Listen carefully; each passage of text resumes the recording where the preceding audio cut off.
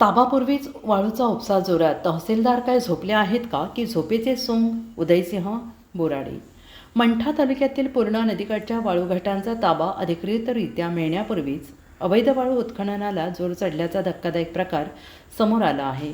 दिवसाढवळ्या नदीपात्रात जेसीबीच्या सहाय्यानं टेम्पोमध्ये वाळू भरत असल्याचा व्हिडिओ सोशल मीडियावर व्हायरल झाल्याने मंठा तहसीलदार सुमन मोरे यांच्या भूमिकेवर प्रश्नचिन्ह उपस्थित होत असून तहसीलदार झोपले आहेत का की झोपेचं सोंग घेत आहेत? मंठा तालुक्यात सर्वत्र अवैध धंदे फोफावत असताना आता महसूल विभागही झोपेचे सोंग घेत आहे.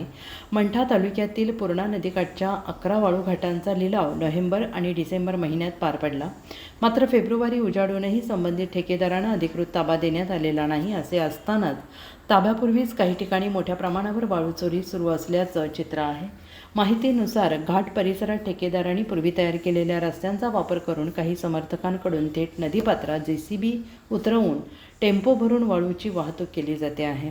डिसेंबर आणि जानेवारी महिन्यात खोरवड, देवठाणा, उसवत, कानडी, हनवतखेडा, लिंबखेडा, सासखेडा, इंचा, टाकळकोपा, दुधाबिर्ला, किर्ला, वाघाळा, पोखरी, केंदळे, भुवन आणि वझर सरकटे या भागातून अंदाजे 10,000 ब्रास वाळू अवैधरित्या उपसली गेल्याचा अंदाज व्यक्त केला जात असून या माध्यमातून शासनाचा मोठा महसूल बुडाल्याची चर्चा आहे.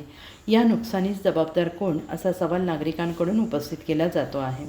महसूल विभागाला लवकरच शिवसेना स्टाईलने उत्तर देणार उदयसिंह बोराडे. अजिंक्य महाराष्ट्र न्यूजसोबत प्रतिनिधी नामदेव मंडपे, जालना.